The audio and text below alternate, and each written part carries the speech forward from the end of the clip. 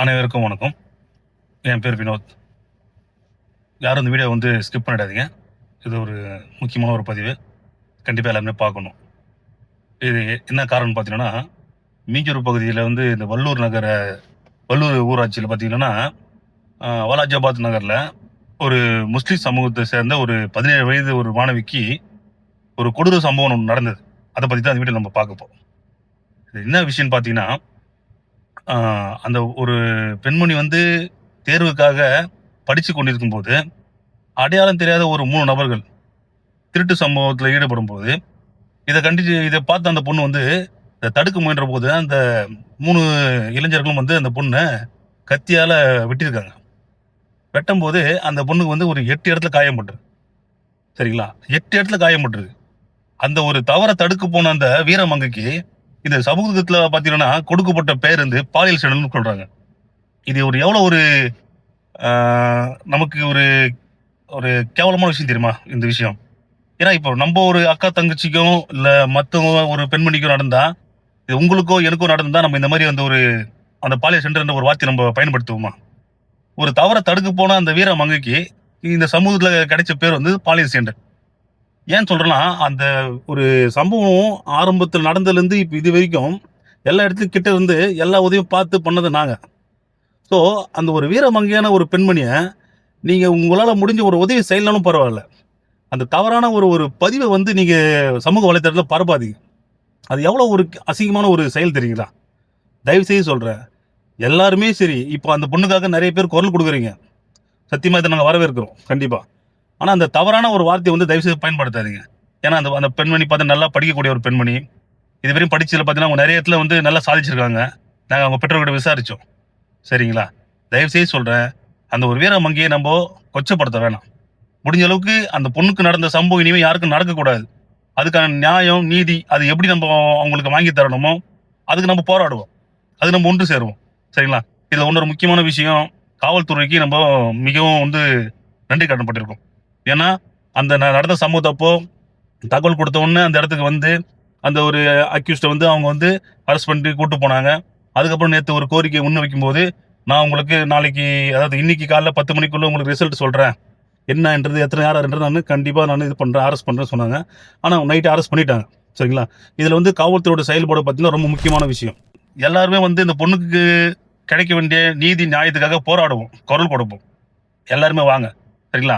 இந்த அந்த பெண்மணியை கொச்சப்படுத்துற மாதிரி அந்த பாலியல் சென்டர்ன்ற வார்த்தையை தயவு செய்து யாரும் பயன்படுத்தாதீங்க. ப்ளீஸ் தயவு செஞ்சு உங்களை நான் கெஞ்சி கேட்டுக்கிறேன். ஓகேங்களா? தேங்க்யூ. இந்த சம்பவம் என்ன நடந்துச்சு அப்படின்னு தெரியாம நிறைய பேர் நிறைய விதமான வதந்திகளை பரப்பிட்டு இருக்கீங்க. அன்னைக்கு நடந்துச்சு அப்படின்னு சொல்லி பார்த்தீங்கன்னா, என்னுடைய நண்பர் அங்க முகமது அல்தாஃப்னு சொல்லிட்டு அந்த பகுதியை சார்ந்த ஒரு நண்பர். அவர் எனக்கு அன்னைக்கு நைட்டு ஒரு 10:15 மணி அளவில் எனக்கு கால் பண்ணியிருந்தாரு. கால் பண்ண உடனே நான் சம்பவத்துக்கு உடனே போனேன். போய் பார்க்கும்போது அந்த வீட்டில் இருக்கக்கூடிய சூழ்நிலை பார்த்தீங்கன்னா ஒரு ரத்த காயங்களா இருந்துச்சு.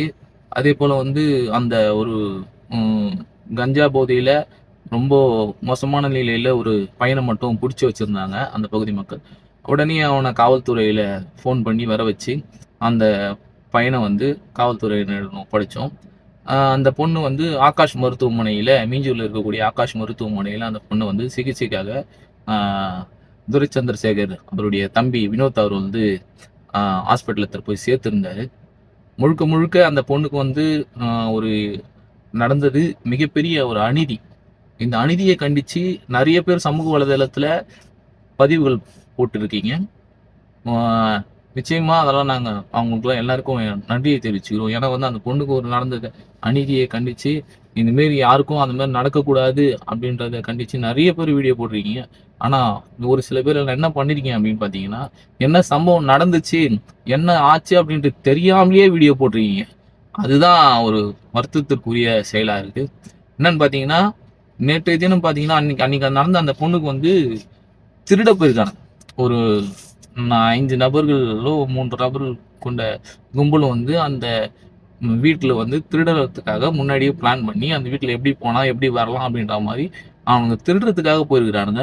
அந்த பொண்ணு அந்த சமயத்தில் அந்த பொண்ணு வீட்டு மாடியில் பரீட்சைக்காக படிச்சுட்டு இருந்திருக்காங்க. படிச்சிருக்கும் போது அந்த பொண்ணு திருட போகும்போது இவனுங்களை பார்த்துருக்காங்க. பார்த்த உடனே சத்தம் போட்டோம், நீ ஏன் சத்தம் போடாதன்னு சொல்லிட்டு கத்தியால வெட்டியிருக்காங்க. இதுதான் நடந்துச்சே தவிர அந்த பொண்ணுக்கு வந்து பாலியல் சீண்டல்லாம் நடக்கல. அந்த மாதிரியான விஷயத்த வந்து தயவு செஞ்சு எந்த ஒரு சமூக வலைதளத்திலையும் போடாதீங்க. ஏன்னா அந்த பொண்ணுக்கு நடந்தது வந்து வெட்டும்போது அந்த பொண்ணு வந்து திருடுறவனை வந்து தடுத்து நிறுத்தின ஒரு வீர மங்கை அந்த பொண்ணு. அதை விட்டுட்டு நீங்க அந்த பொண்ணு வந்து பாலியல் சீண்டல் நடந்துச்சு, அது நடந்துச்சு, இது நடந்துச்சுன்னு சொல்லிட்டு ரொம்ப கேவலமா வந்து சமூக வலைதளத்துல விஷயம் தெரியாமலே பண்ணிட்டு இருக்கீங்க. நாங்க முழுக்க முழுக்க அந்த கம்ப்ளைண்ட் லெட்டர் எழுதுனதுல இருந்து, அந்த பொண்ணுக்கு ஹாஸ்பிட்டல்ல சேர்த்ததுல இருந்து, அந்த பொண்ணுக்கு மற்ற கட்சியினருடைய உதவித்தொகையை வந்து வாங்கி கொடுத்ததுல இருந்து, எல்லா விஷயத்துலயுமே நாங்க கூட இருந்து பக்கத்துல இருந்து பார்த்தோம். நாங்க எல்லாமே நாங்க நாங்க பண்ணியிருக்கோம். அதனால வந்து தயவு செஞ்சு அந்த பொண்ணுக்கு வந்து பாலியல் சீண்டல் அப்படின்ற மாதிரிலாம் போடாதீங்க. அந்த பொண்ணுக்கு வந்து ஃபியூச்சர் இருக்கு. அந்த பொண்ணு வந்து 17 வயசு தான் ஆகுது. அந்த பொண்ணு உண்மையிலேயே சாதிக்கக்கூடிய வகையில நல்லா படிக்கிற பொண்ணு. 2 முறை வந்து 10th + 2லையும் அதிகப்படியான ஸ்டேட் ஃபர்ஸ்ட் எடுத்த பொண்ணு அந்த பொண்ணு. அதனால வந்து உங்களுடைய பதிவுல தயவு செஞ்சு தவறா போடாதீங்க. கரெக்டான முறையில என்ன நடந்துச்சு அப்படின்றத விசாரிச்சு, அதுக்கப்புறமா உங்களுடைய ஆதங்கத்தையும் அந்த பொண்ணுக்கு கிடைக்கக்கூடிய நீதியும் கேட்டு வாங்கி கொடுங்க. உண்மையிலேயே அதுக்கு எல்லாமே நாங்க உறுதுணையா நிக்கிறோம். எங்களுக்கு என்னடா அப்படின்னா, நாங்க எல்லாத்தையும் பக்கத்துல இருந்து பார்த்ததுனால எங்களுக்கு கோவம் தாங்க முடியல. பாலியல் சொல்றாங்க. அந்த பொண்ணு பாலியல் சீண்டல்லாம் உண்மையிலேயே இல்ல. அதுதான் நாங்க சொல்ல வரோம். ஏன்னா என் தங்கச்சிக்கு நடந்திருந்தாலோ, இல்ல உங்க தங்கச்சிக்கு நடந்திருந்தாலோ, இந்த மாதிரியான ஒரு வீடியோவை நீங்க பதிவிடுவீங்களா? இந்த மாதிரி நீங்க பேசுவீங்களா? பாலியல்னு சொல்லிட்டு நீங்க அந்த வார்த்தையை நீங்க சொல்லுவீங்களா? அந்த பொண்ணுக்கு நாளைக்கு கல்யாணம் நடக்கும்போது இந்த மாதிரி பாலியல் சீண்டல் அப்படின்னு நீங்க சொல்லி போட்டீங்க அப்படின்னு சொன்னா, அந்த பொண்ணுடைய வாழ்க்கை எந்த அளவுக்கு பாதிக்கப்படும்? அது நீங்க அந்த பொண்ணை பத்தி தயவு செஞ்சு யாரும் தவறான வீடியோக்கள் போடாதீங்க. வந்து அந்த பொண்ணுக்கு சப்போர்ட் பண்ண அனைவருக்கும் எங்களுடைய நன்றியை தெரிவிச்சுக்கிறேன். இனிமேட்டு அந்த மாதிரியான எந்த ஒரு பொண்ணுக்கும் நடக்கக்கூடாதுன்றது தான் நம்ம இந்த வீடியோ மூலியமா நம்ம சொல்றோம். காவல்துறை வந்து உடனடியாக இந்த ஆக்ஷன் எடுத்ததுக்கு அவங்களுக்கும் எங்களுடைய நன்றியை நாங்கள் தெரிவிச்சுக்கிறோம்.